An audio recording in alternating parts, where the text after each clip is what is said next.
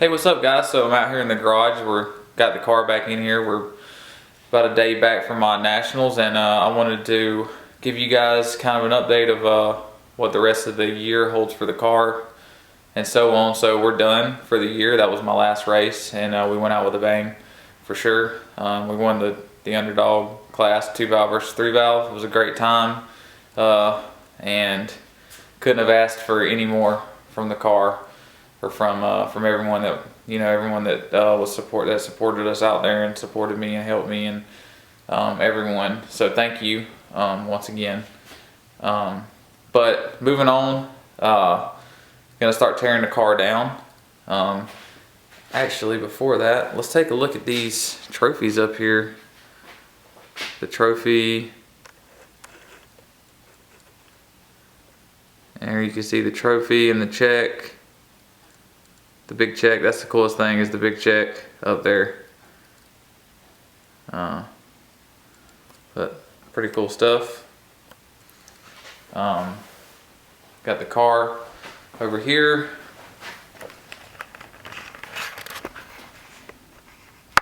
So got the hood popped. We're gonna get ready to start pulling it apart. I'm gonna pull the turbo off. I know I talked about this thing being for sale, so I'm gonna pull it off and get it ready and get it sold. I'm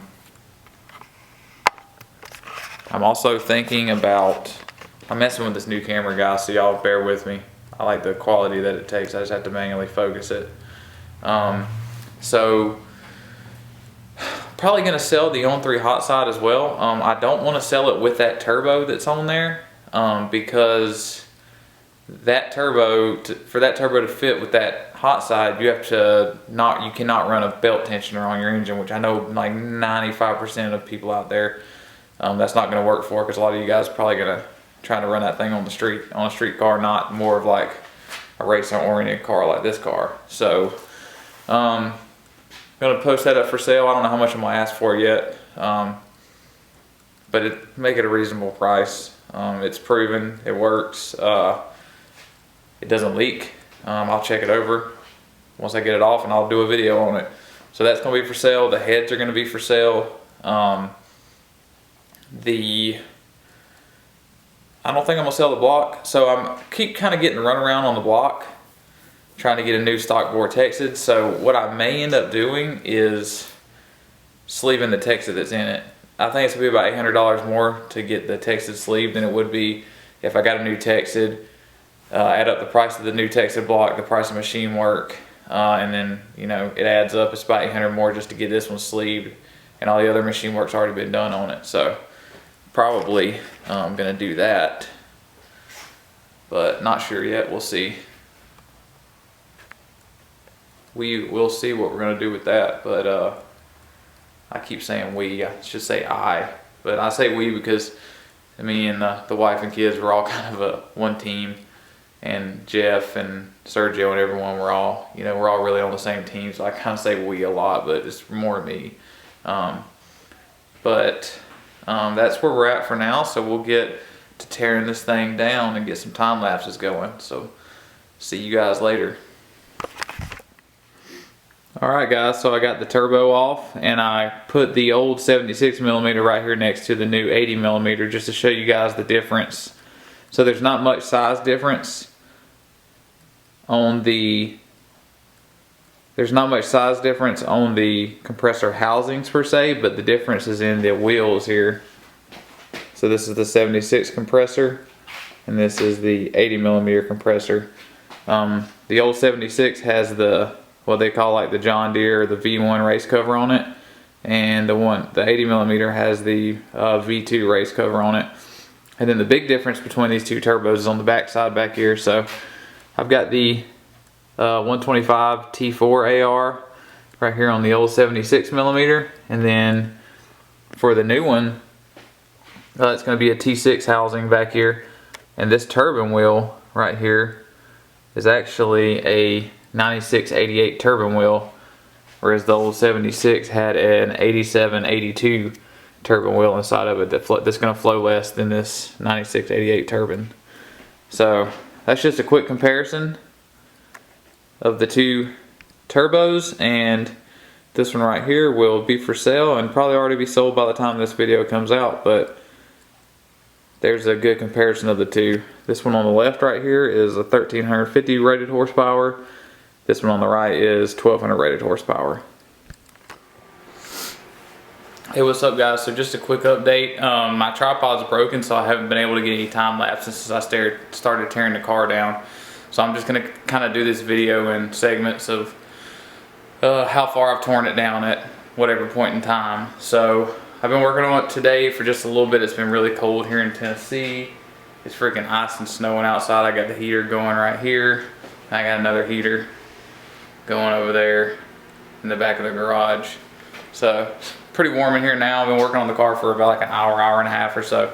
The turbo is sold already. And I've already got the hot side pulled off, so I'll show you guys that now.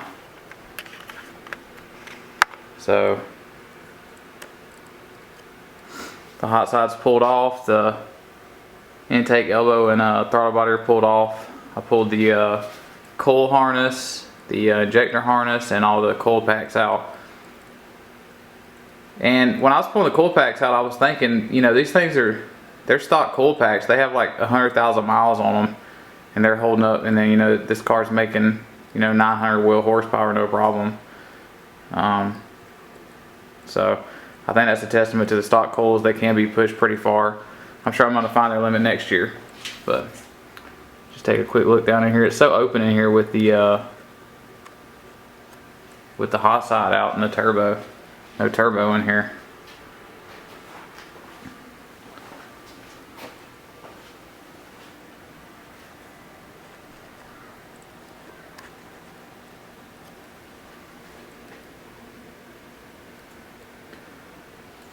Got the hot side on the floor over here. You guys can see, there that is. There's my 3-inch piping. I got some more stuff sitting right here on the shelf. Harness and the turbo and the intake, throttle body and elbow up there. So I'm thinking about posting make sure this is focused. I'm thinking about posting the hot side and the cold side up for sale. I don't know how much I want for it yet. I still got to look it over and make sure there's no cracks there. I didn't hear any exhaust leaks when I pulled the car apart, but I still like to check over that stuff before I just sold it to someone. But I'll figure out what it's worth, and you guys stay tuned to kind of keep an eye on the Facebook and Marketplace, and I should have that stuff up for sale soon. So that's where I'm at now. Okay, so quick update. I've got a little bit farther today. I've been doing this teardown little by little and kind of taking my time with it, so I'm not getting burnt out in the garage. But I've already got the passenger side header pulled off. As you can see, there's nothing there anymore. The starter's gone from down there. And I need to drain the coolant. I still need to drain the coolant. I still need to drain the oil, remove the oil filter and the oil filter relocation down there. And I'm probably going to remove the transmission because it just makes it easier, and it's got to come out anyways to go back to Cameron over the winter to get looked over and have a billet input shaft put in it. So that's going to have to come out. And then other than that, it should be ready to go. I still got to pull the intercooler and stuff out. You can see the piping still in over there. I'm going to pull that out. And I've already got the hot side sitting over here. I'm going to start looking into what I think it's worth and what I want to sell it for. So that's where I'm at right now. I'll take a little break and get back at it. Okay guys, so I got all the oil and stuff drained out of the engine now. As you can see right here behind me, it's starting to look, I got the wiring harness and all that stuff moved. It looks really clean in here now. So I got to still pull the transmission out and unbolt the motor mounts, and then I think the engine will be ready to come out. And I'll be able to start pulling everything down. So I'm gonna keep this pulling the engine out as one video, and then you guys will need to stay tuned as I'll pull the engine down with you guys, and I'll look over everything as I go through, just so you guys can kind of tag along with me and see how the bearings look and everything else, especially for the people that followed the engine build, this engine build over last winter. You know, we can kind of see how things look in the engine and maybe some things I did right, some things I did wrong, and we can all learn from it. So stay tuned to that. Sorry, I haven't put any time lapses in. Like I said, my tripod broke. I ordered a new tripod, so time lapses will be coming soon as soon as I get that tripod back. So I'm gonna get working on this thing and get it pulled out. Yeah, so I didn't show you guys in the last video. I didn't really get a good view of the engine, but here's what it looks like with nothing on it. I wish it looked this clean with everything on it, but once you put the wiring harness and all that stuff on there, it kind of looks a little, I don't know what a good word for it is, but it looks like there's a lot going on. I love how simple and clean it looks when there's nothing on it. So clean. But yeah, we'll get working on this thing.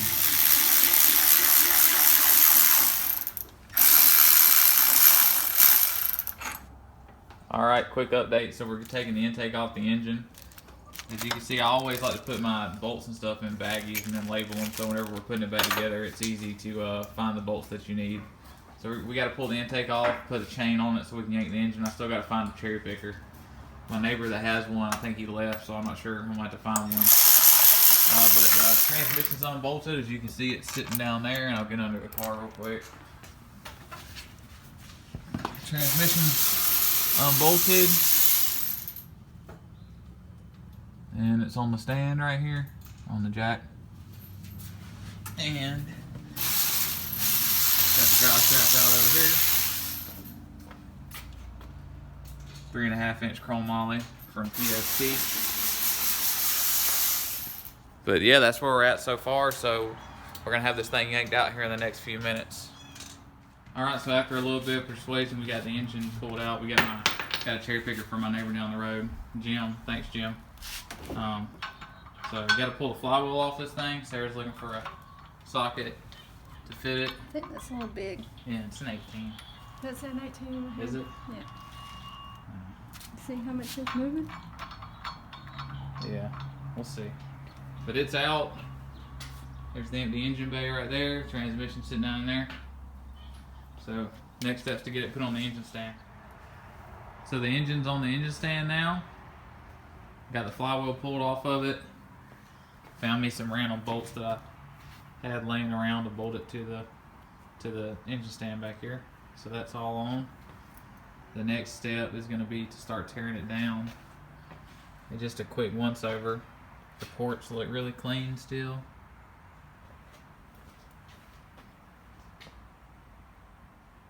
It's a little bit there, but it's normal. Nothing crazy.